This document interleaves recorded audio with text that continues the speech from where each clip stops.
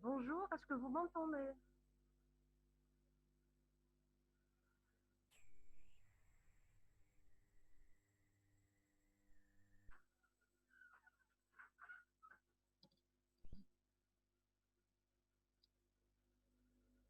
Est-ce que vous arrivez à me voir?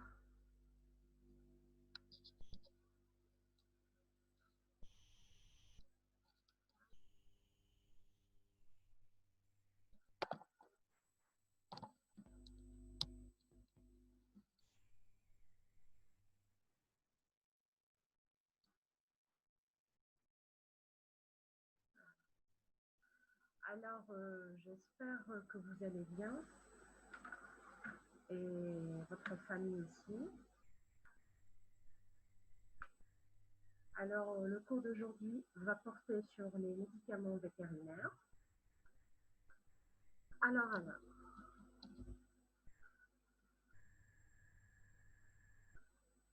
Alors, comme durant l'année, généralement, nous avons vu toutes les formes pharmaceutiques destinées à une administration destinée aux êtres humains. Maintenant, nous allons voir une autre espèce et d'autres espèces, c'est-à-dire les animaux.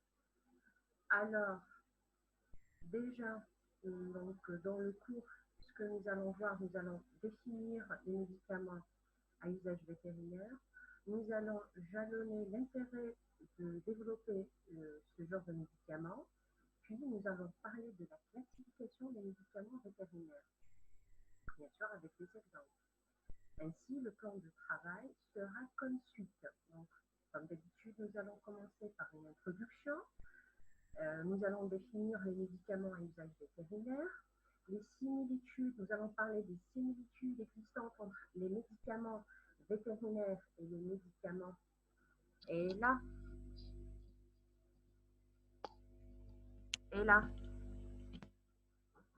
est-ce que le sang est bon?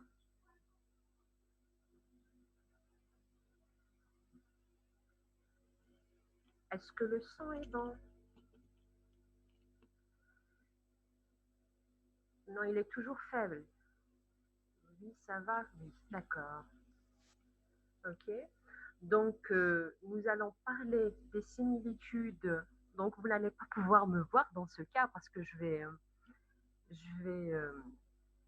rapprocher le micro au maximum. Alors, nous allons aussi parler des similitudes existantes entre les médicaments qui sont destinés à l'être humain et les médicaments destinés aux animaux. Puis, nous allons parler des différences existantes entre ces médicaments-là à usage vétérinaire et les médicaments classiques qu'on a vus, c'est-à-dire à usage humain. Nous allons parler de l'intérêt de développement de ce genre de médicaments, c'est-à-dire des médicaments à usage vétérinaire. Nous allons parler de la classification des médicaments à usage vétérinaire. Et puis, nous allons parler des cas particuliers des formes pharmaceutiques à usage vétérinaire, tels que les fils chirurgicaux, les médicaments homéopathiques, et puis le problème des résidus des médicaments à usage vétérinaire. Commençons par le commencement, c'est-à-dire l'introduction. Alors, si l'origine du médicament à usage vétérinaire se confond avec celle de l'art vétérinaire et remonte par conséquence à l'Antiquité, l'histoire du médicament vétérinaire moderne, qui constitue l'arsenal thérapeutique du praticien. Ah, le son est toujours faible. D'accord, d'accord, d'accord. Et comme ça, est-ce que vous arrivez à m'entendre? Oui, donc je dois me rappeler, oui, ça va, d'accord. Alors, je répète, donc, si l'origine du médicament à usage vétérinaire se confond à celle de l'art vétérinaire et remonte par conséquence à l'Antiquité, l'histoire du médicament vétérinaire moderne, qui constitue l'arsenal thérapeutique du praticien contemporain et de son industrie, est relativement récent. Donc, quand on parle de thérapie vétérinaire, donc c'est très ancien, mais quand on parle de médicaments à usage vétérinaire, Là, c'est une notion qui est très, très, très récente. Vous allez me dire pourquoi? Parce que au début, déjà, les thérapies vétérinaires, donc c'est l'allo- c'est les médicaments qu'on utilisait et qui étaient issus de l'animal, comme l'insuline, etc. Là, c'est ancien, tout comme la phytothérapie, c'est-à-dire le traitement avec les plantes, etc. Mais parler de médicaments vétérinaires, c'est comme parler des médicaments récents, c'est-à-dire ils ont été développés presque en même temps. Alors, au cours de ces dernières années, les médicaments à usage vétérinaire a évolué non seulement de par sa nature, c'est-à-dire il y a toujours de nouvelles molécules, des produits biologiques issus de la génétique, etc., mais aussi dans sa forme, c'est-à-dire il y a des formes nouvelles, telles que ce qu'on appelle les aliments médicamenteux, des formes à retard, les administrations pour hommes, etc. Nous allons voir tout ça qui s'est adapté aux contraintes techniques et économiques de l'élevage contemporain, tout comme les médicaments classiques qui évoluent. Donc, on était dans les formes classiques, comprimés, gélules, etc. Puis, ça a évolué vers les patchs, vers les formes à libération prolongée, vers les implants, etc. La même chose pour les médicaments à usage vétérinaire. Donc, il y a eu des difficultés lors de l'administration des formes classiques, telles que les comprimés, etc.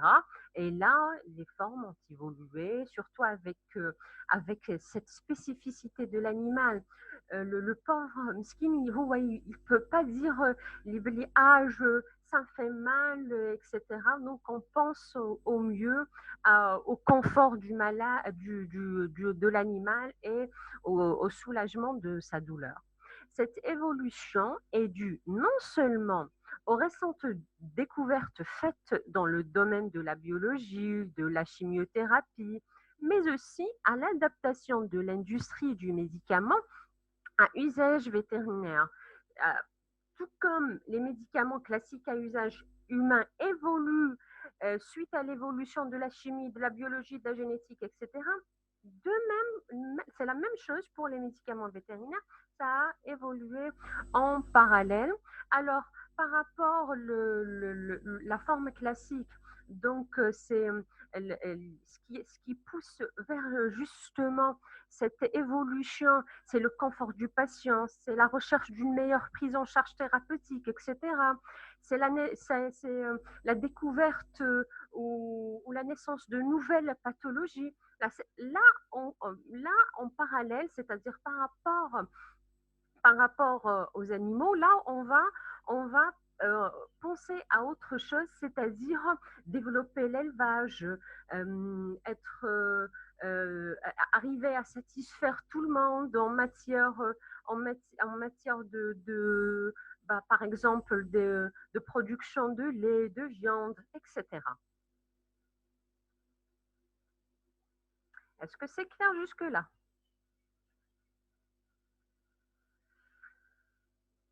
Alors, passons à la définition des médicaments vétérinaires. Alors, donc, déjà, de par son appellation, déjà, c'est des médicaments qui sont destinés à l'animal. C'est pour traiter de façon générale l'animal. Donc, si j'avais à définir les médicaments vétérinaires, donc on va retrouver la même définition que les médicaments destinés à l'être humain. Et d'ailleurs, j'ai mentionné cette définition-là. Donc, il s'agit de toute substance ou composition présentée comme possédant des propriétés curatives et préventives à l'écart des maladies humaines ou animales, ainsi que toute substance ou composition pouvant être utilisée chez l'homme ou chez l'animal, ou pouvant leur être plutôt administrée en vue d'établir un diagnostic médical ou de restaurer, corriger ou modifier les fonctions physiologiques en exerçant une action pharmacologique, immunologique ou métabolique. Donc là, nous avons la même définition que les médicaments à usage ou destinés à l'être humain. Donc, nous allons parler des similitudes existantes justement entre les médicaments à usage humain et les médicaments à usage vétérinaire. Et là, ce que nous allons dire, donc la similitude, c'est c'est euh, c'est le fait déjà de tester les nouveaux médicaments sur les animaux avant de passer aux essais cliniques. Donc, dans le développement clinique, dans le développement plutôt d'un nouveau médicament, les étapes, c'est la recherche déjà fondamentale, c'est-à-dire on fait, on élabore la molécule, on teste ses propriétés physico-chimiques, etc. Et on sélectionne, puis on passe vers les essais précliniques. Et dans les essais précliniques, donc, on fait des tests sur les cellules, sur les bactéries, par exemple, sur un organe, mais aussi sur les animaux avant de passer aux essais cliniques. Avant de passer aux essais cliniques, justement, on teste sur les animaux pour voir justement tester la toxicité du médicament, mais aussi avoir une idée sur ses propriétés pharmacologiques, pharmacocinétiques, pharmacodynamiques, etc. Cependant, ces tests-là, ils sont pas vraiment, ils ne donnent pas une image réelle à 100% du devenir du médicament dans l'organisme humain. Pourquoi? Parce qu'il y a une différence, il y a une différence entre, entre justement l'animal et l'homme. C'est pour cela qu'après les essais justement sur les animaux, on passe à des essais cliniques, c'est-à-dire on teste la molécule sur les êtres humains avant de les mettre sur le marché. Et justement, il y a des différences sur le plan pharmacocinétique qui peuvent exister lors de l'administration d'un même médicament, d'une même substance thérapeutique à un être humain et à un animal, par exemple le paracétamol. Donc, le paracétamol chez le chien, par exemple, il est bien toléré. Chez nous aussi, êtres humains, mais chez le chat, il est très toxique. D'ailleurs, un comprimé de paracétamol, il peut carrément tuer un chat. Et cela est suite à, à, au métabolite toxique qui est du paracétamol, qui est un dérivé de la méthémoglobine, qui est méthémoglobinisant. Alors, il y a aussi un deuxième exemple qui est de l'aspirine. Donc, chez les bovins, il a une demi-vie qui est de l'ordre de 30 minutes. Par contre, chez le chat, sa demi-vie plasmatique est de 40 heures. Donc, regardez, donc, quand on parle de demi-vie, donc l'effet thérapeutique, forcément, est différent et sa durée aussi. Alors, sur le plan pharmacodynamique, donc pour une même substance, on pourrait avoir un effet différent et chez l'être humain et même entre les différentes espèces. Parce qu'en réalité, même l'être humain, il appartient au règne animal. On a tendance à différencier entre l'être humain et l'être humain et les animaux, mais en réalité, l'être humain fait partie de l'espèce animale. Alors, plutôt du règne animal. Et dans le règne animal, il y a plusieurs d'autres espèces. Ben, et là, quand on compare, normalement, on compare une espèce à une autre, c'est-à-dire le chat, le chien, la vache et l'être humain. Donc là, on parle de 4 espèces différentes. Alors, donc, quand on parle de pharmacodynamie, donc, c'est-à-dire pour une même espèce, nous avons des effets différents. Par exemple, les bronchodilatateurs, c'est le chat ou le cobaye quand il est cobaye. Alors, le chat, il a beaucoup de fibres lisses bronchiques. Contrairement au chien et au lavage, l'arborisation bronchique, elle est pauvre en fibres lisses. Donc, quand on a une différence sur le plan anatomique, forcément, il y a une différence. Là, c'est la cible des bronchodilatateurs, les fibres lisses. Donc, automatiquement, on aura moins d'effet de bronchodilatateurs par rapport au chien et à la vache. La corticothérapie, surtout quand elle est administrée à long terme, par rapport au chien, alors elle est génératrice de lourds effets secondaires tels que le syndrome de Cushing iatrogénique. Donc, Cushing iatrogénique, donc c'est une pathologie qui est due à la corticothérapie. C'est quoi au juste? C'est un trouble de sécrétion de la cortisone par les glandes sudoripares. Si mes souvenirs sont bons, alors, justement, et là, il y a plusieurs manifestations cliniques. Il y a l'apparition d'un gros ventre par rapport à la taille normale. Il y a des vergetures, il y a des plaques bleues, etc. Alors, chez le chien et la vache, plutôt chez le chien et le cheval, il y a beaucoup, donc la corticothérapie à long terme est beaucoup plus tolérée par rapport au chien.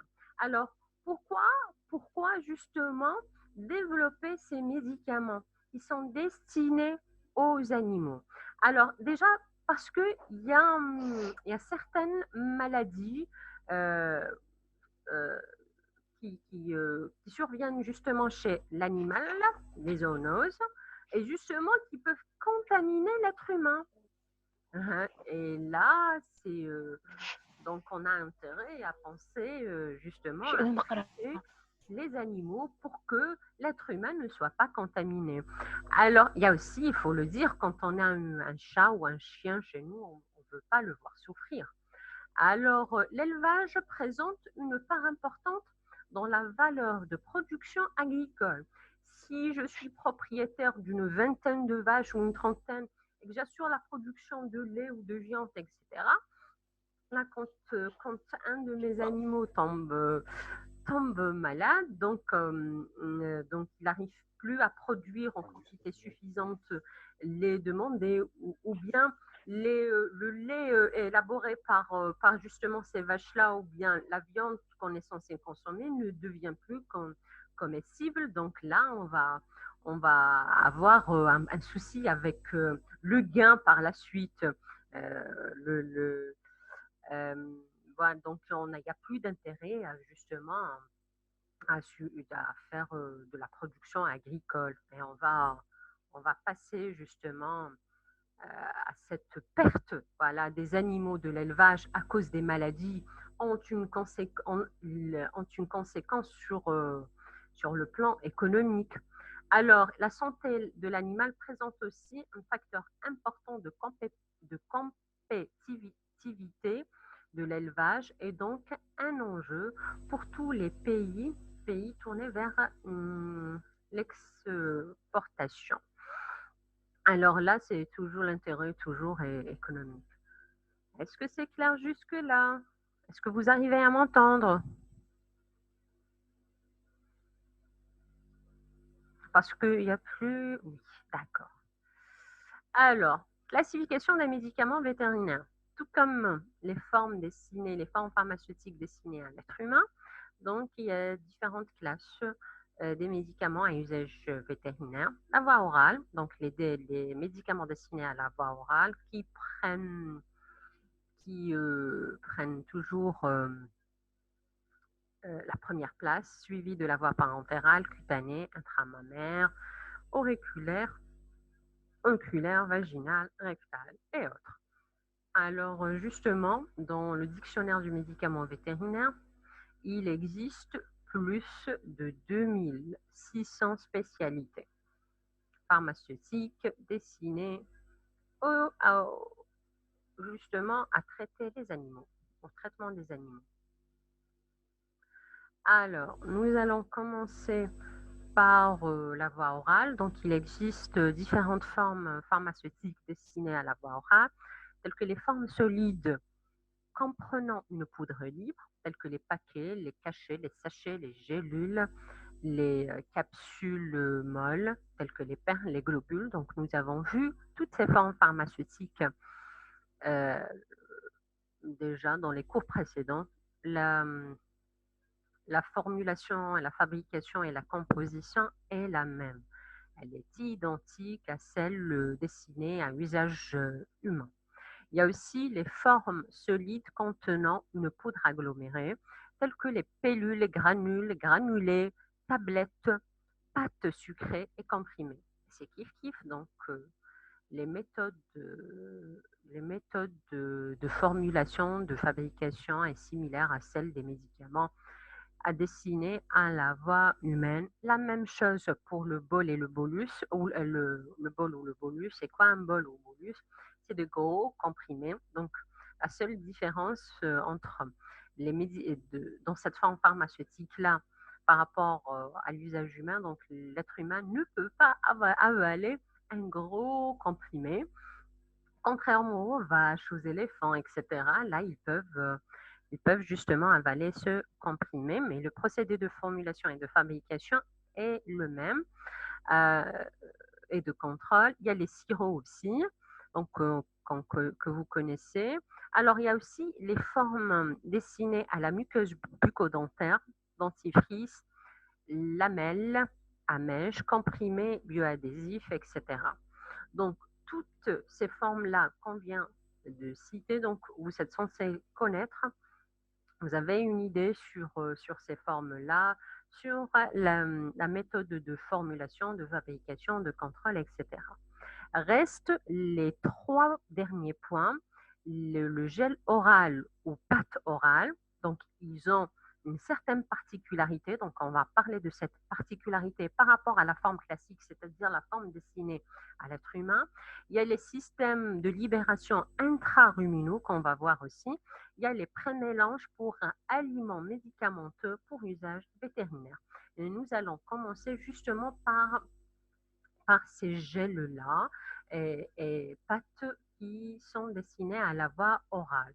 Donc, alors ils sont conditionnés généralement dans des seringues en plastique ou dans des récipients distributeurs. Et là, j'ai un exemple justement de ce récipient distributeur ou seringue en matière plastique. Ces conditionnements permettent ainsi de contrôler la dose administrée pour administrer pour l'adapter au poids de l'animal. Donc, si vous voyez l'image en couleur, alors là, la partie inférieure, regardez, il y a des graduations. Donc, ces graduations-là sont en fonction du poids de l'animal. Donc, on règle la dose en fonction du poids de l'animal. Et puis, on injecte cette pâte-là et ce gel par voie orale. Alors, il y a des systèmes aussi intraruminaux. Alors, les systèmes de libération intraruminaux sont des préparations déjà solides contenant un ou plusieurs substances actives, tout comme les autres, bien sûr, formes pharmaceutiques. Alors, ils sont destinés à la voie orale. Ils peuvent être, donc, généralement, ils sont administrés par un moyen ou un dispositif bien déterminé. Justement, on va voir la forme de ce dispositif-là. Ils sont conçus pour être retenus dans le rumen. Le rumen, il y a quelque chose, je crois, par rapport par rapport alors là, au mouton. Si mes souvenirs sont bons. Alors, où la libération, bien sûr, de la substance active s'effectue d'une façon soit continue, soit séquentielle. Donc, c'est une forme à libération, on va dire, soit prolongée, soit elle se fait d'une façon séquentielle. Alors, c'est comme les formes à libération, c'est une forme. C'est une forme à libération modifiée. Alors, Rihab, Rania, madame, s'il vous plaît, veuillez. Ah, d'accord, d'accord, d'accord.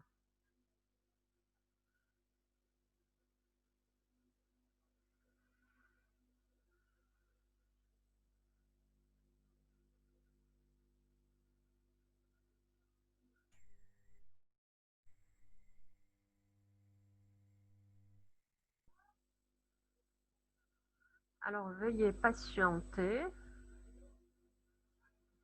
parce que je vais demander de l'aide.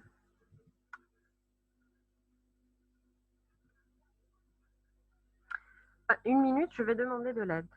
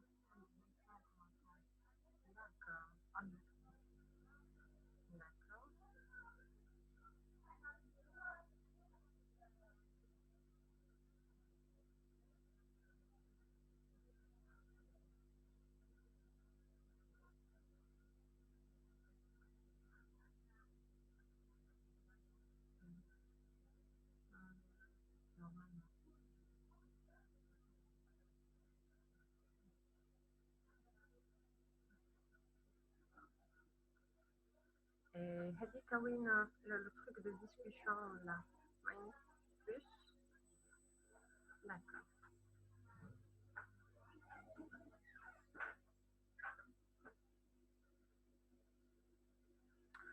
Bah, normalement, j'ai admis les retardataires.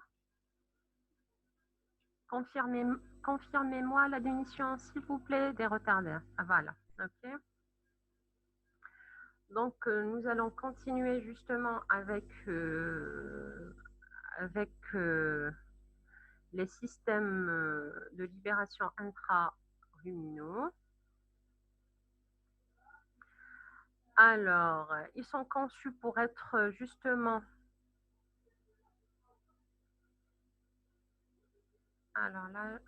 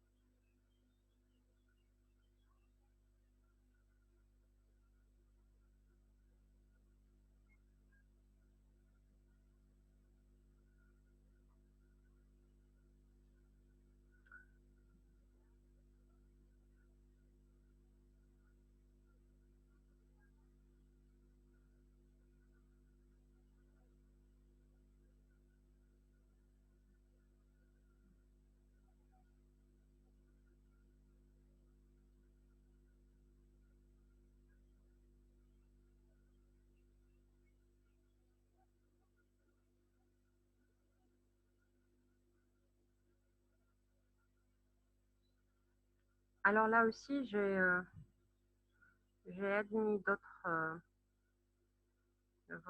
personnes.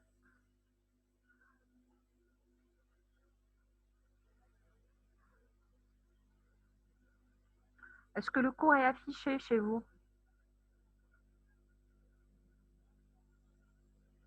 C'est bon? Oui, d'accord. Donc, on continue avec ce système de libération intra-ruminaux. Donc, on avait dit, avec ces systèmes-là, c'est une forme à libération déjà modifiée. Il assure une libération continue ou séquentielle de ou des substances actives, parce qu'il peut s'agir d'une seule substance active ou bien de plusieurs principes actifs.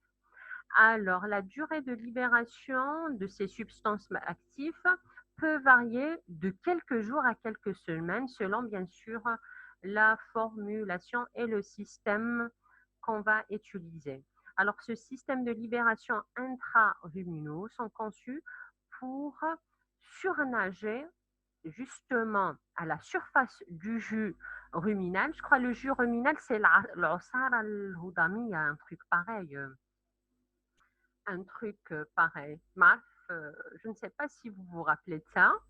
Alors, d'autres pour rester sur le plancher du rumin alors, ou du bonnet. La densité de chaque système de libération est adaptée à l'usage auquel il est destiné. C'est-à-dire, donc au niveau du rumin, il y a trois positions. Soit la position basse, c'est le plancher, soit à la surface du jus, c'est-à-dire la position au milieu du rumin, ou bien côté bonnet, c'est-à-dire la position haute.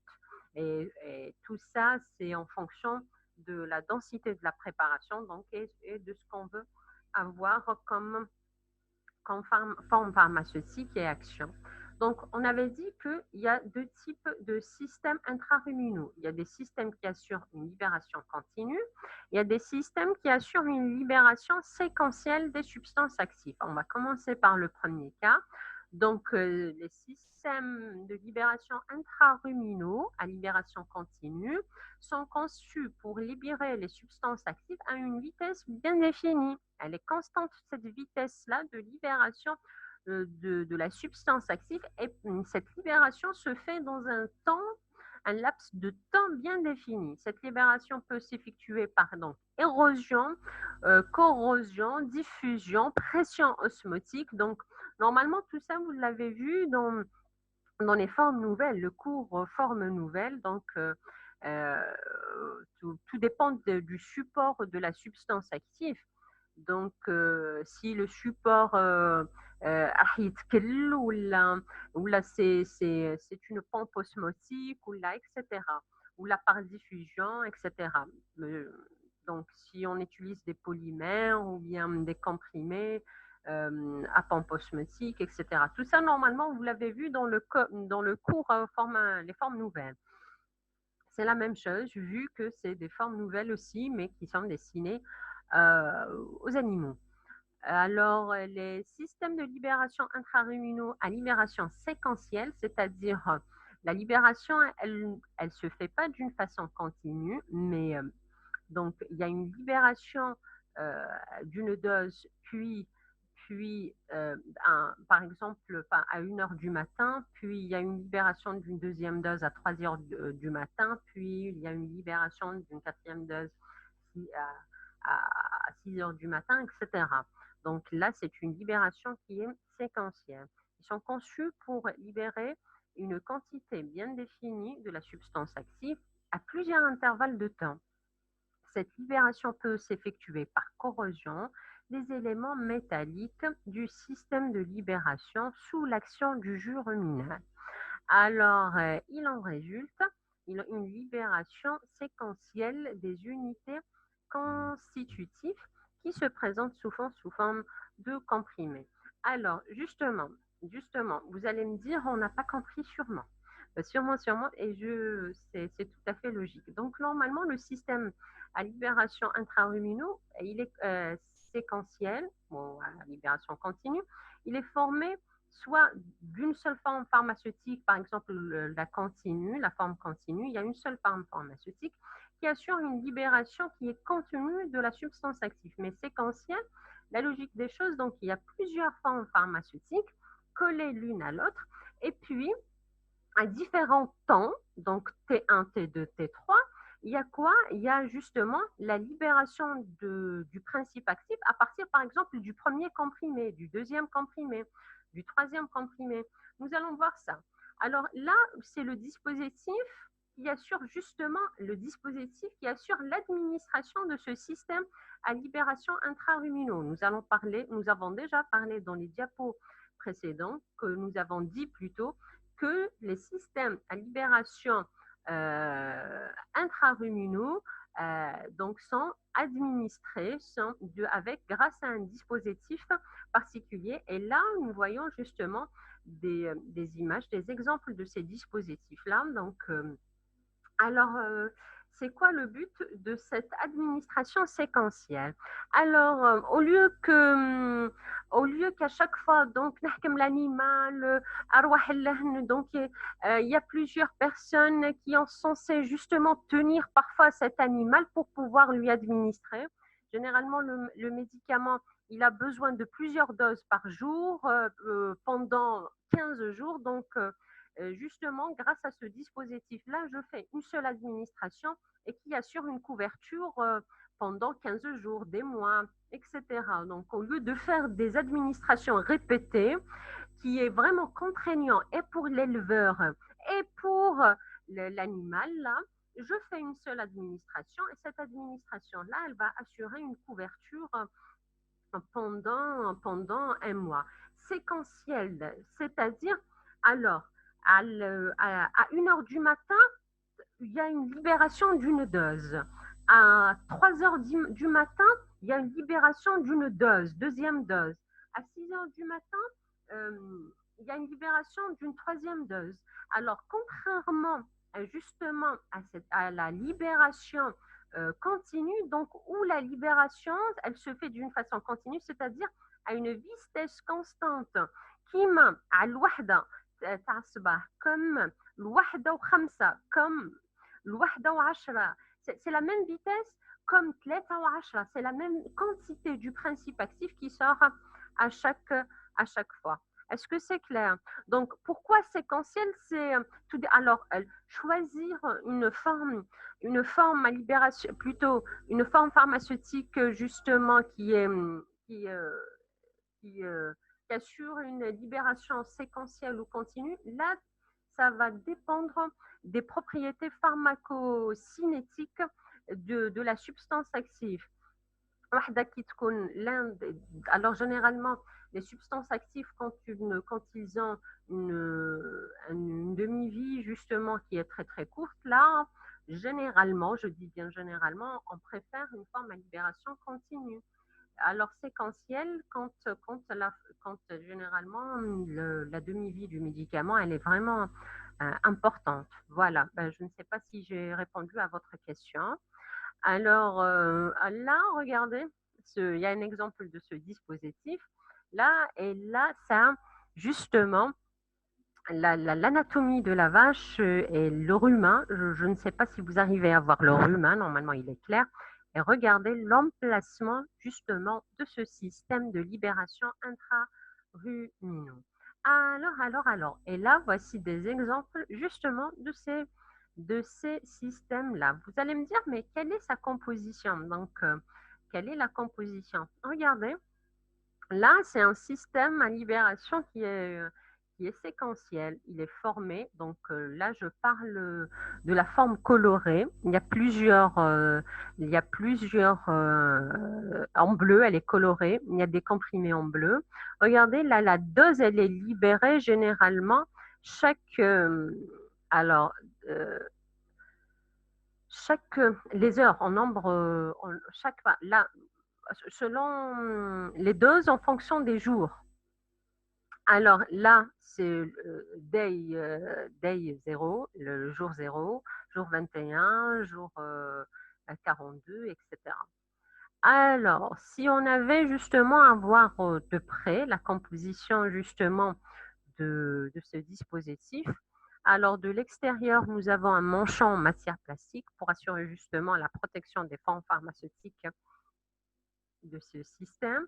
Il y a une ouverture qui laisse passer le jus ruminal. Et le principe actif, là, grâce au jus ruminal, il va être dissous. Voilà. Alors, il y a un axe de rotation des comprimés, parce que les comprimés, elles sont vides à l'intérieur. Euh, alors, pour qu'elles puissent être disposées justement dans le dispositif. Il y a aussi les comprimés contenant le principe actif. Puis, il y a des joints qui séparent les comprimés. Et à la fin, il y a la masse permettant justement alors la masse euh, qui permet de lester justement ce bolus. Alors, il y a un autre exemple, regardez. Donc, dans cet exemple, il y a, alors, à gauche, déjà en haut, il y a la zone de contact avec le jus du rumen. C'est la zone de solubilisation du comprimé. Alors, on dirait, vulgairement dit, c'est la base du système de libération intra-ruminaux. Là, il y a la vulgarité scientifique, oui. Alors, il y a les comprimés. Alors, le comprimé, il est formé de principe actif et le fer. Donc, quand on parle de fer, donc les mécanismes de libération du principe actif, c'est la corrosion. Donc, entouré d'un manchon en alliage de magnésium, lui-même entouré de PVC. Donc, le PVC, justement, c'est pour assurer la protection. Alors, en dessous, il y a une coupe transversale justement de cette forme pharmaceutique-là. Regardez, elle est formée donc de l'anneau en PVC. À l'intérieur, il y a le comprimé, il y a le manchon en magnésium qui entoure le comprimé. il y a l'anneau en PVC. Regarde, à l'intérieur, donc le comprimé est entouré en premier lieu d'un manchon en magnésium, puis en second lieu d'un anneau en PVC. Est-ce que c'est clair jusque-là? Regardez, là, il y a une autre forme. Là, ça assure une libération prolongée, euh, une continue de la substance active. Au début, c'était une forme à libération séquentielle, les deux premiers exemples. Là, dans cet exemple, ce dispositif-là assure une libération continue. Je dis bien continue de la substance active. Regardez déjà, on a toujours affaire à alors comment appelle-t-on ça? Alors à un système qui n'est pas simple, il est composé. Il y a la grille, regardez au début, il y a la grille qui laisse passer justement la substance active. Et la logique des choses, c'est grâce justement à cette grille-là que le sucre, que le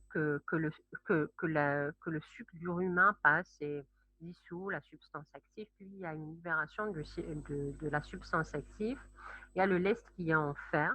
Alors, il y a la chambre qui contient le principe actif. Il y a la paroi semi-perméable qui laisse passer justement le contenu digestif qui va dissoudre aussi la substance active. Il y a la cloison mobile de séparation. Alors, elle sépare entre justement la chambre contenant le principe actif et une chambre contenant un polymère et les sels dont le volume augmente avec son hydratation. Et là, c'est le système justement osmotique. On parle d'un système osmotique qui va assurer une libération continue de la substance active. Alors, juste, j'insiste. Alors, la paroi semi-perméable, elle va laisser pénétrer justement le contenu de l'estomac, ce sucre ou ce jus ruminal. Donc, ce jus ruminal va dissoudre la substance active, puis il y a une libération de la substance active à travers la grille de diffusion. Est-ce que c'est clair? Je répète pour qu'il n'y ait pas de confusion.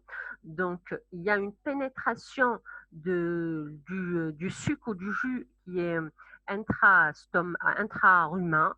Alors, il va pénétrer à travers cette paroi semi-perméable. Ça va dissoudre la substance active, puis il y a la libération de la substance active justement à travers la grille de diffusion. Vous allez me dire à quelle vitesse, justement, la vitesse de libération de la substance active qui est dissoute dans la chambre contenant le principe actif à travers la grille de diffusion, elle se fait justement en fonction de la pression existante dans la chambre contenant un polymère et les sels et dont le volume augmente avec hydratation. Justement, plus aussi le volume il augmente euh, de, de la chambre contenant le polymère, plus il y a une libération de la substance active. Est-ce que c'est clair jusque-là? Alors, on continue.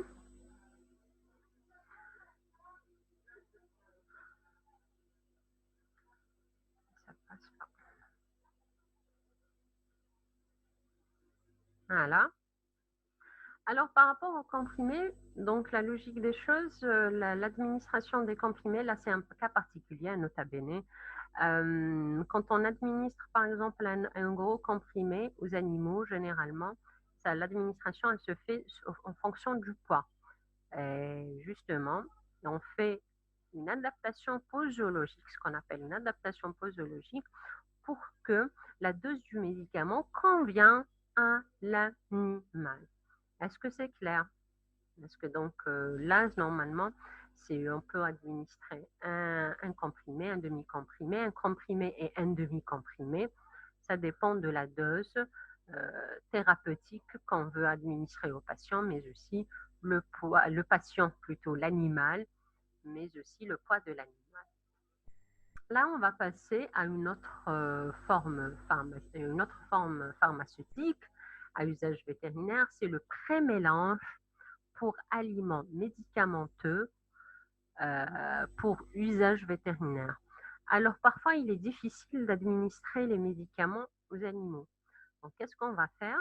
Justement, on va mettre ces médicaments dans des aliments qui sont nutritifs et qui ont un certain nombre de propriétés. Alors, comment, Nesrine Abdi, comment s'assurer que ce dispositif va rester dans le humain la durée désirée et il ne va pas sortir avec la vidange gastrique? Oui, là, c'est une belle question. Alors, justement, généralement, on connaît justement les propriétés, l'organisme, on maîtrise l'organisme, l'organisme animal, on connaît ses propriétés. Je vais vous donner un exemple. Le, le mouton, euh, quand il mange, alors en premier lieu, donc il ne fait qu'avaler. Et là, ça va passer au niveau du rumen. Donc déjà, le temps, euh, le temps justement nécessaire pour que le rumen se vide, là je donne un exemple d'une espèce, donc est très très très important par rapport à cette espèce-là. De même pour les vaches, etc. Donc, généralement, on connaît justement le temps de résidence de n'importe quelle substance, qu'elle soit, donc, qu'il soit de l'herbe, etc., au niveau du rumen et de une. Alors, et comme dans les formes à libération prolongée, je ne sais pas si vous vous rappelez les nouvelles formes, donc il y a des dispositifs qui résident au niveau de l'estomac. Donc, alors il y a des systèmes de flottation, etc., qui assurent justement le maintien de la forme pharmaceutique au niveau de l'estomac et donc par la suite assurer une libération prolongée au niveau de l'estomac. Donc, c'est la même chose. Donc, il y aura il y a justement ce système-là qui va. Allô, allô. Si vous avez, si vous arrivez à m'entendre, faites-moi signe parce que j'ai eu une coupure de connexion. Oui, d'accord. Donc, c'est pour cela que donc il y a un système de flottation ou un système qui assure justement le maintien de cette forme pharmaceutique au niveau du rumen, tout comme les nouvelles formes que vous avez vues, donc et les différents systèmes qui assurent justement la rétention de la forme pharmaceutique, généralement le comprimé, au niveau de l'estomac. C'est le même principe. Donc, donc c'est des systèmes qui assurent euh, le, le, le, le, le, le maintien de la forme pharmaceutique au niveau du rumen et de une, plus il y a aussi les propriétés physiologiques de cet animal et donc il y a deux paramètres sur lesquels on joue. D'ailleurs, j'étais donc en parlant de ces systèmes intraruminaux, je vous ai dit, il y a trois positions. Il y a trois possibilités de positionnement de ce système-là, soit en position basse, soit à l'interface du sucre ou du jus rumen, ou bien juste du côté du ballonnet. Tout dépend de notre objectif, des propriétés du principe actif, de l'espèce qu'on veut traiter, etc. Ben, je ne sais pas si j'étais claire à ce sujet. Est-ce que j'ai répondu à votre question, Nisrine Abdi?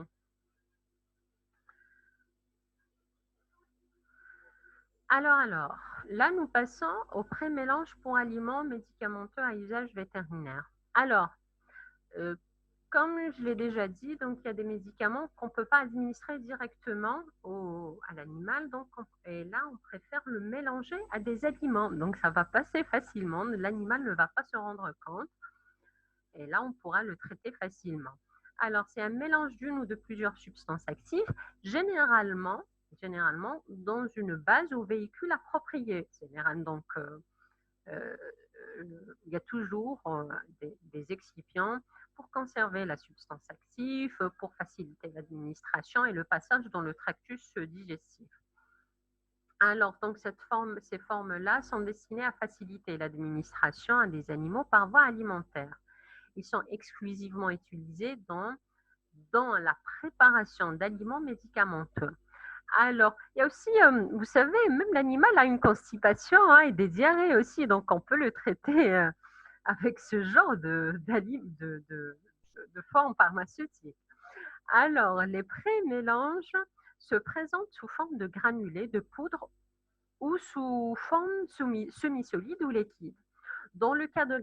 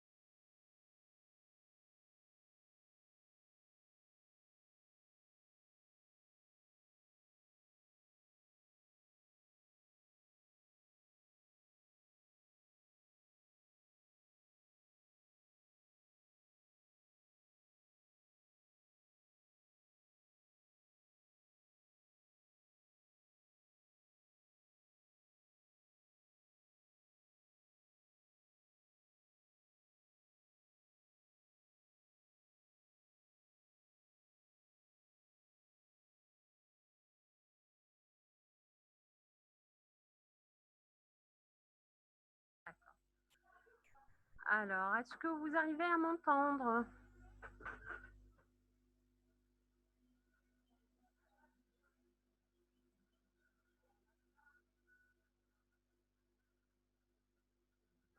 D'accord,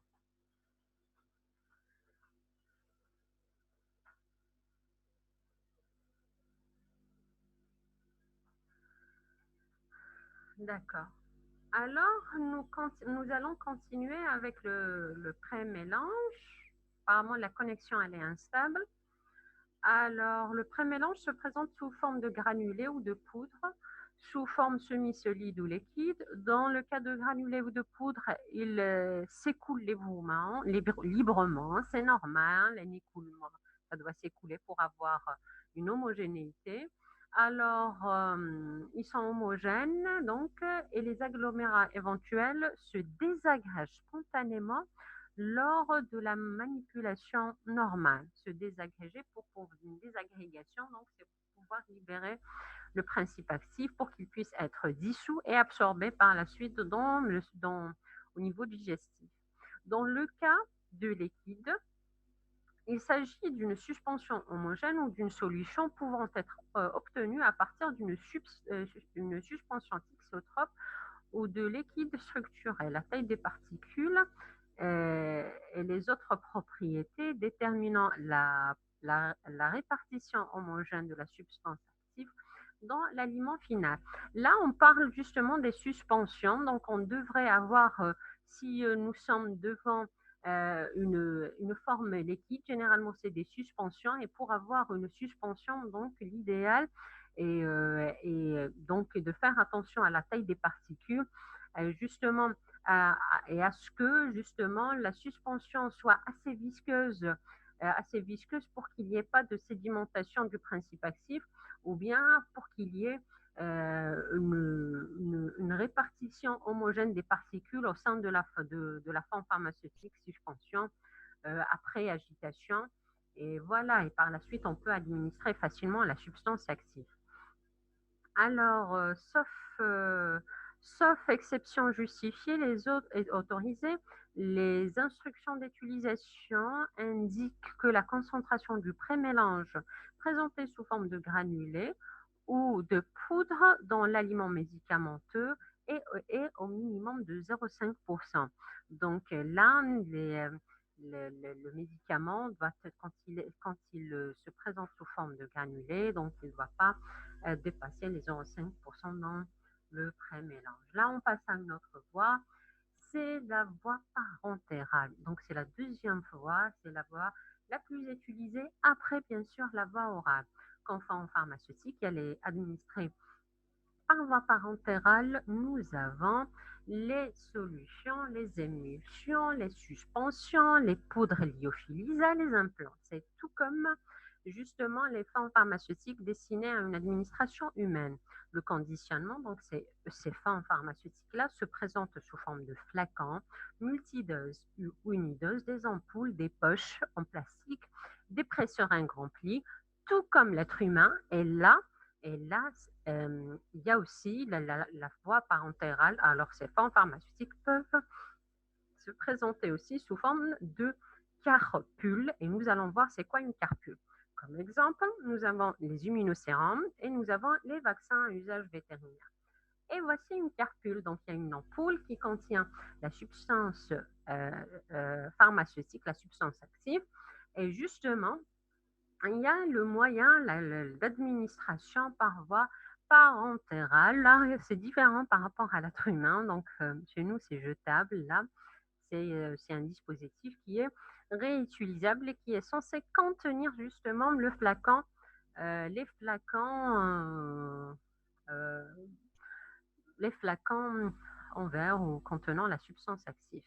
Alors, là, on va parler des immunocérums à usage vétérinaire. C'est tout comme l'être humain. Alors, justement, alors, qu'est-ce qu'on va faire? On va justement administrer un gène, plutôt un antigène. Alors, il s'agit de quoi? D'une substance toxique microbiologique, une partie de bactéries, de virus, un venin de serpent, ou bien les hormones, etc. Donc, tout ça, c'est des agents immunisants. On va, on va les administrer à un animal. Généralement, c'est la même espèce. Par exemple, si j'ai un immunocérum destiné aux vaches, généralement, je ne dis pas c'est une règle absolue, donc on obtient les sérums pour vaches à partir de vaches. Alors, donc on va administrer par exemple ces antigènes immunisants à l'animal donneur, c'est-à-dire à une autre vache qui est saine. Et puis, il y aura un développement du système, il y a une réaction du système immunitaire qui va élaborer des anticorps qui vont se retrouver dans le sérum. Donc, on va recueillir ces sérums-là contenant des anticorps et bien sûr à partir de sang ou de plasma. Puis on va en purifier, préparer, etc. Et là, on aura notre sérum. Alors, les immunocérums pour usage vétérinaire sont des préparations renfermant des immunoglobulines. Alors, une immunoglobuline purifiée ou bien un fragment d'immunoglobuline. Donc, il y a deux types, obtenus à partir d'un sérum ou de plasma d'animaux immunisés par administration d'un antigène ou de plusieurs antigènes appropriés. Ils peuvent constituer des préparations brutes d'antisérums polyclonaux ou bien c'est des préparations purifiées. Les immunoglobulines ou des fragments d'immunoglobulines ont la capacité de neutraliser spécifiquement l'antigène utilisé pour l'immunisation. Alors, les antigènes comprennent les toxines microbiennes ou autres, des antigènes bactériens ou viraux, des venins de serpents et des hormones. La préparation est destinée à une administration parentérale pour fournir une immunité passive. Puis là, nous allons parler des vaccins à usage vétérinaire. C'est la même chose, donc c'est le même principe que les vaccins à usage humain. Donc, les vaccins à usage vétérinaire sont des préparations contenant des substances, bien sûr, antigéniques, qui est destinée justement à induire une réponse immunitaire ou à une immunité active spécifique contre une pathologie ou une maladie provoquée soit par des bactéries, des toxines, des virus, des champignons, des parasites. Alors, ces vaccins vivants ou atténués, donc ils ne sont pas censés être dangereux. Mais, mais cependant, ils sont censés induire une immunité active qui peuvent être transmises passivement justement par des anticorps d'origine maternelle envers les agents infectieux qu'ils contiennent et parfois également envers les organismes apparentés du point de vue antigénique. Apparentés, c'est-à-dire proches. Alors, qui ont presque la même entité antigénique. Ils peuvent contenir des micro-organismes vivants ou inactivés, c'est-à-dire des bactéries, des virus, des champignons, des parasites, des fractions d'antigènes ou des substances élaborées par des micro-organismes tels que les toxines, rendus inoffensifs mais ayant conservé toute ou une partie de leurs propriétés antigéniques. Les vaccins peuvent également être constitués d'un mélange de ces divers composants. Alors, normalement si vous avez fait le cours vaccin, donc c'est presque euh, les mêmes passages, donc c'est le même principe de fabrication ou d'obtention de vaccins à usage humain. Donc, il n'y a pas de différence. Alors, là, les antigènes, toujours dans les vaccins pour usage vétérinaire, alors les antigènes peuvent être préparés par aussi une méthode d'ADN recombinant. Donc, soit on prend la bactérie ou le virus, ou bien une partie de la bactérie ou du virus ou du parasite, ou bien c'est une substance qui est élaborée à partir de ces micro-organismes, les endotoxines, ou bien on prend un fragment d'ADN, donc, et à partir duquel on va synthétiser justement cette substance antigénique à partir de laquelle on va fabriquer nos vaccins. Les adjuvants appropriés, bien sûr, il y a toujours des excipients, peuvent être incorporés afin d'améliorer les propriétés immunisantes des vaccins. Alors justement, c'est pour justement, alors si la partie protéique n'induit pas vraiment une réponse immunitaire, il y a parfois des excipients justement qui, qui aident justement cette substance protéique à donner plus d'effet sur le système immunitaire, donc avoir une meilleure réponse immunitaire. Là, nous avons des exemples de vaccins. Il y a des vaccins inactivés, injectables, avec des adjuvants huileux, de la frunculose pour salmonidés. Alors, il y a des vaccins inactivés de la vibrieuse, des eaux froides pour salmonidés. Alors, il y a des vaccins inactivés pour la vibrieuse pour salmonidés. Il y a des vaccins inactivés de la yersinieuse pour salmonidés. Vous arrivez à m'entendre? Est-ce que vous arrivez à m'entendre?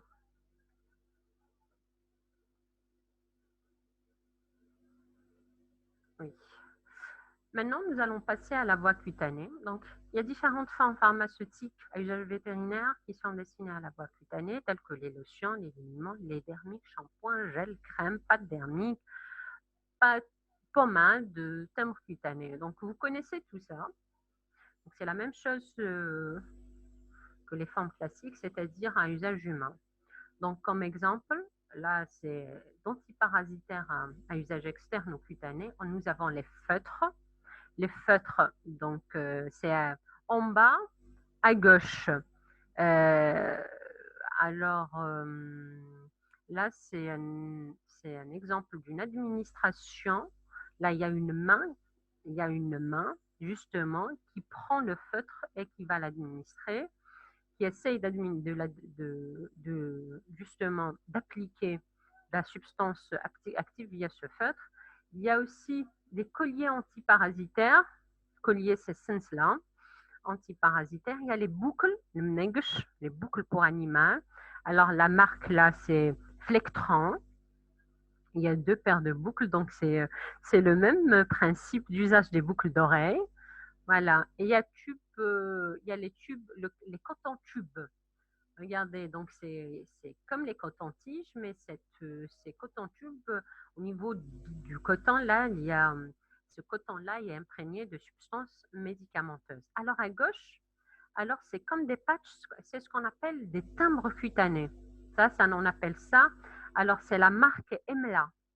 EMLA, ça c'est des timbres cutanés, donc ces timbres-là contiennent une substance active, donc on applique ces timbres-là, c'est comme des patchs, voilà, comme des patchs, mais pour les animaux, on appelle ça timbres. Il y a des préparations, on est toujours dans la voie cutanée, et là, c'est des préparations concentrées pour balnéation. Alors là, on prend le médicament, on le dilue dans de l'eau et justement, on applique ce médicament par immersion complète de l'animal dans cette préparation diluée dans l'eau, comme on voit l'exemple d'Elisa. Alors, il y a des préparations en couronne. C'est quoi une préparation en couronne? Donc, c'est une préparation qu'on va utiliser, qu'on va l'appliquer au niveau dorsal de l'animal. Le volume de la préparation est supérieur à 5 millilitres. Donc, on applique donc cette préparation sur une surface importante, généralement depuis le cou vers la queue. Donc, ce sont des préparations contenant toujours une ou plusieurs substances actives destinées à la prévention ou à traitement des infections ectoparasitaires et endoparasitaires. Ectoparasitaires, c'est-à-dire à l'extérieur, donc une parasitose à l'extérieur, c'est-à-dire au niveau, je dirais, surface cutanée, pour l'animal, et endoparasitaire, c'est-à-dire les parasites existent justement à l'intérieur, par exemple au niveau vaginal, etc., au niveau des muqueuses. Alors appliqué en volume généralement supérieur à 5 millilitres par déversement le long de l'épine dorsale de l'animal. Un spot-on, généralement, il est utilisé pour le traitement des parasitoses, qu'elles soient ecto ou endo. Alors, le volume du médicament utilisé, de la préparation utilisée, donc il est inférieur à 10 millilitres. Donc, et là, on applique justement le médicament sur une surface bien déterminée, c'est-à-dire on ne va pas s'amuser à propager le médicament sur toute la partie dorsale. Non, il y a juste un seul endroit bien localisé sur lequel on va appliquer cette préparation-là. Donc, ça se limite justement à la tête ou le dos. Tout dépend de l'animal. Il y a d'autres formes pharmaceutiques qui sont administrées par voie cutanée. Est-ce que vous arrivez à m'entendre? Est-ce que vous arrivez à m'entendre? D'accord. Alors, parmi justement ces formes pharmaceutiques destinées à la voie cutanée, on a la pulvérisation, et on a le trempage mammaire, tel que vous voyez les mamelons qui sont trempés d'une substance, justement, curative. La préparation pour pulvérisation mammaire, donc on pulvérise sur les mamelons. Alors, Et il y a les préparations pour lavage mammaire. Donc, c'est des formes pharmaceutiques destinées à être appliquées sur les mamelons. Alors, il y a des préparations aussi qui sont intramammaires. Donc, à l'extérieur du mamelon, ça reste la voie cutanée, mais quand c'est à l'intérieur du mamelon, dans le canal de Trian, là, c'est une autre voie, c'est la voie intramammaire. Alors, ce sont des préparations stériles déjà, c'est des préparations stériles, j'insiste sur cela, destinées à être introduites dans les glandes mammaires. Donc là, il y a une pathologie qui se trouve au niveau des glandes mammaires et qu'on va guérir. Justement, l'introduction de cette substance active se fait via le canal du trian. Il existe deux catégories. Il y a celle qui est destinée à l'administration des animaux qui sont en lactation, c'est-à-dire lorsque l'animal est en période de production de lait. Alors, et celle qui est destinée à l'administration des animaux qui ont en fin de lactation ou à des animaux hors lactation, quand il finit la lactation, ou bien l'animal n'est pas en période de lactation, c'est pour le traitement ou la prévention des infections. C'est ça l'indication justement de ces préparations intramammaires, c'est pour guérir les infections mammaires ou bien pour les prévenir. Ces préparations à usage vétérinaire sont des solutions, des émulsions, des suspensions, des préparations semi-solides telles que les gels, telles que les pommades, etc., contenant une ou plusieurs substances actives, plus bien sûr des excipients. Elles peuvent contenir aussi d'autres excipients tels que les solubilisants, les émulsions suspensifs, épaississants, etc. Donc, si c'est une émulsion, c'est normal qu'il y ait un épaississant, un stabilisant, etc. Donc là, quand on parle de l'émulsion et de la suspension, c'est toujours les mêmes composants. Il n'y a pas de particularité par rapport à ça. Alors, il y a toujours avec les préparations intramammaires. Alors, pour les suspensions, ils peuvent présenter un sédiment, floculé ou défloculé. Est-ce que vous vous rappelez? Donc, même s'il y a un sédiment, donc il suffit de l'agiter et là, il y a une redispersion de la substance dans la phase externe. Donc, et là, on peut réutiliser la phase, justement, la suspension. Et puis, la même chose pour émulsion. Parfois, il y a une légère séparation de phase. Et là, il peut y avoir un retour à l'état initial, c'est-à-dire émulsion par simple agitation. Et là, on peut utiliser justement ces préparations intramammaires avec facilité ou aisance. Si elles sont présentées en excipient multidose, les préparations aqueuses contiennent un conservateur antimicrobien, bien sûr à des concentrations bien déterminées, sauf si la préparation possède des propriétés antibactériennes adéquates. Des précautions pour l'administration et la conservation entre les prélèvements doivent être bien précises. Alors, bien sûr, cette phrase-là, on la lit tout le temps, surtout, on la retrouve tout le temps, surtout dans les préparations oculaires, pommades, etc.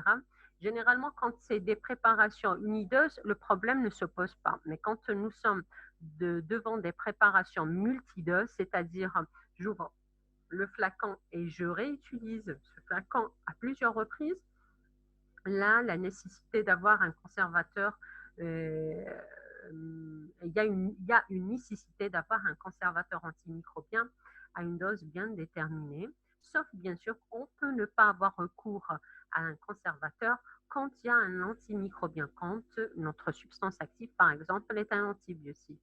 Et bien sûr, nous sommes censés respecter les conditions de conservation avant et après avoir entamé la préparation. Si par exemple on nous préconise justement de garder notre préparation aux médicaments entamés au frigo, on doit le faire justement pour assurer sa stabilité.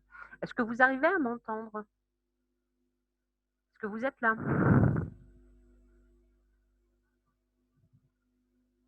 Oui. Alors, comme exemple de préparation mammaire pour usage vétérinaire, il y a les mèches, il y a les crayons, tout comme les crayons pour application mammaire cutanée, il y a les obturateurs internes crayons. Et là, nous avons les trois exemples. Il y a la voie vaginale aussi, alors telles que les oblets, les ovules, les gels vaginaux, les mousses vaginaux, pommades vaginaux, suspensions vaginales, les spirales vaginales, éponges vaginales et préparation intra-utérine pour usage vétérinaire. Donc, il y a préparation vaginale de façon générale et préparation intra-utérine. Donc, pommade, mousse, gel, ovule, etc., suspension, nous connaissons déjà ce genre de forme oblée, nous connaissons déjà ce genre de forme pharmaceutique. Donc, nous allons voir les formes que nous ne connaissons pas, telles que les spirales vaginales.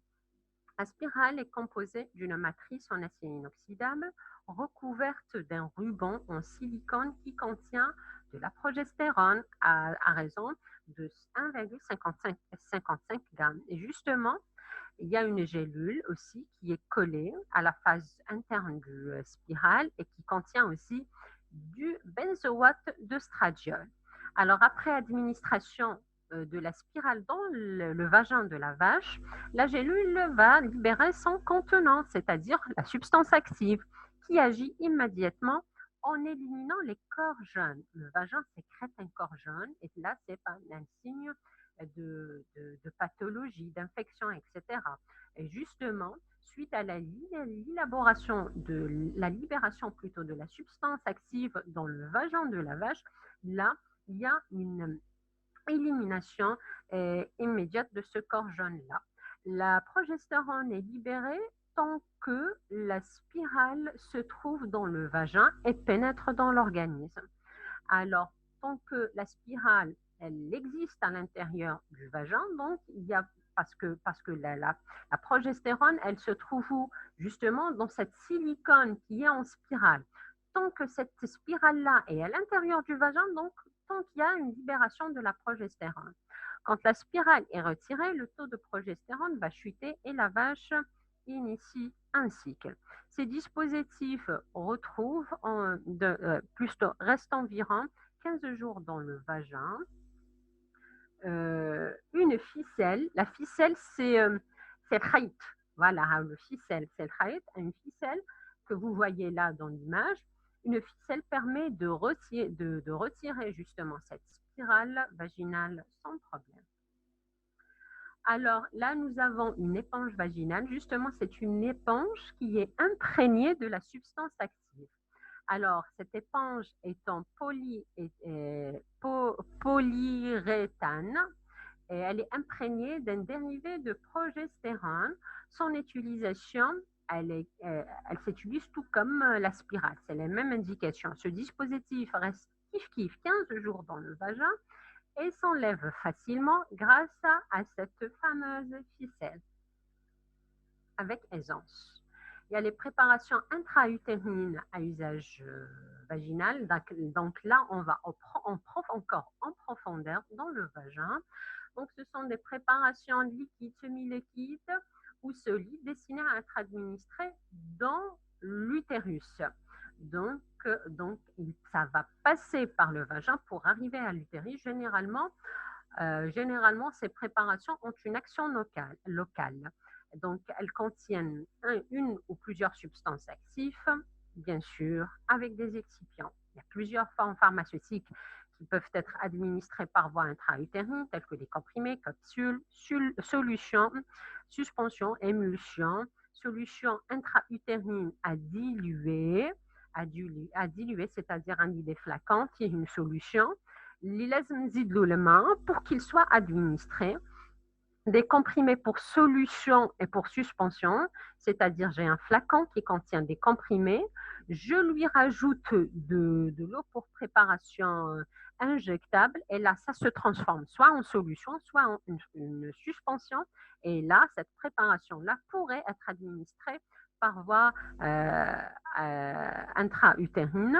Il y a des préparations semi-solides telles que les gels, pommades, etc. Il y a des mousses, il y a des pâtons. Bien sûr, pour traverser le vagin et arriver à l'utérus, nous aurons besoin d'un dispositif d'application tel que vous voyez, donc pour que la préparer, pour qu'on arrive à atteindre justement l'utérus. Il y a d'autres médicaments qui sont destinés justement à d'autres voies d'administration et qui sont moins utilisés. Donc, telles que la voie ophtalmique, on a les bains, on a les collyres, les gels ophtalmiques, pommades ophtalmiques, lingettes. Donc, on connaît toutes ces formes pharmaceutiques-là. Il y a la voie auriculaire, telle que les gouttes et les pommades. Il y a la voie rectale, telle que les lavements, qu'ils soient liquides, parfois ils sont plus ou moins visqueux, pommades rectales, suppositoires, etc. Y a-t-il des questions jusque-là? Alors, il y a aussi des fils chirurgicaux. Donc, il y en a plusieurs types. La soie tressée stérile, qu'elle soit en distributeur. Il y a les fils non résorbables. Il y a le fil de polytéréphtalate d'éthylène. Il y a le fil de polyamide, fil de lin. Il y a le catgut. Généralement, les fils sont stériles. Les fils à usage vétérinaire sont stériles. Médicaments homéopathiques, oui, ça existe aussi. Donc, il y a 130 spécialités qui ont été décrites dans le dictionnaire des médicaments vétérinaires. Alors, ils sont indiqués, tout comme les médicaments allopathiques, pour différentes formes, pour différentes voies d'administration. Donc, il y a des solutions buvables, injectables, suspensions buvables, pour poudre orale, comprimée, etc., pommade. Donc, nous connaissons toutes ces formes-là. Et là, nous arrivons à la fin.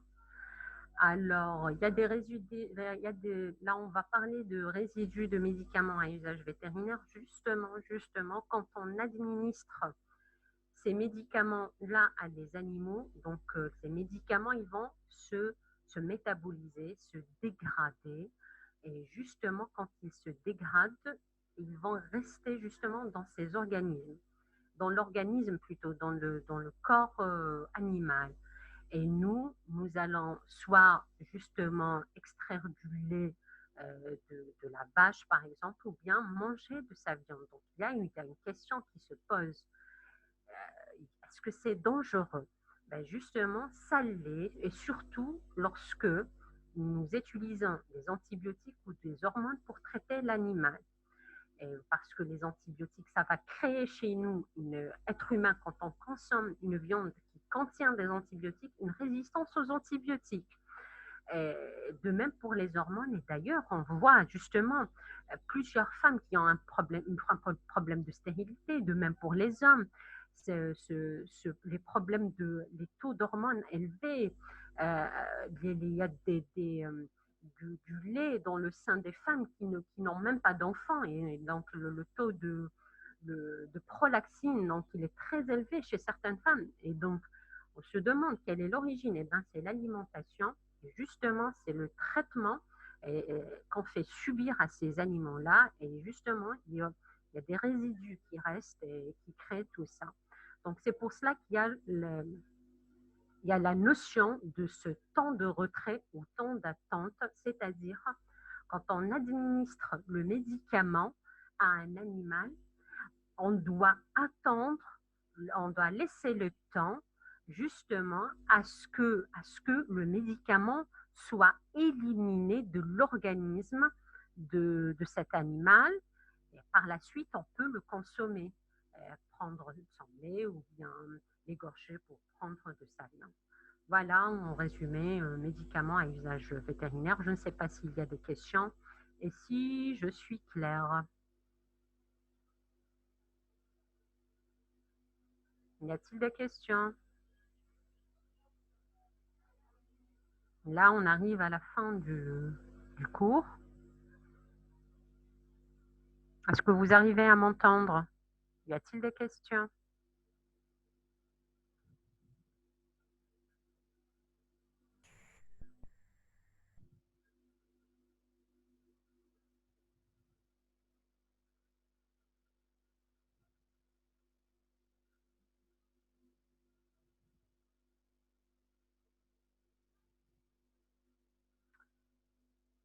Y a-t-il des questions? Et là, je n'ai aucune réponse. Allô, allô?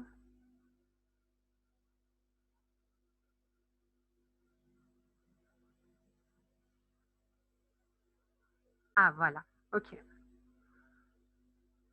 D'accord. Ben, d'accord. Allez, je vous souhaite une bonne journée. Bon courage.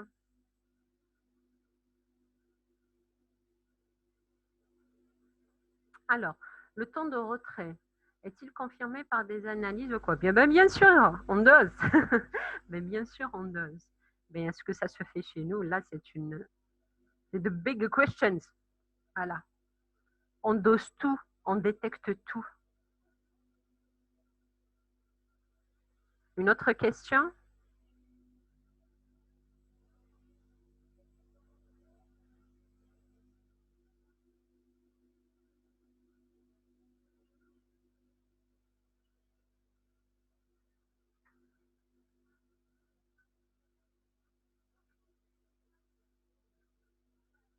Allez, bonne journée.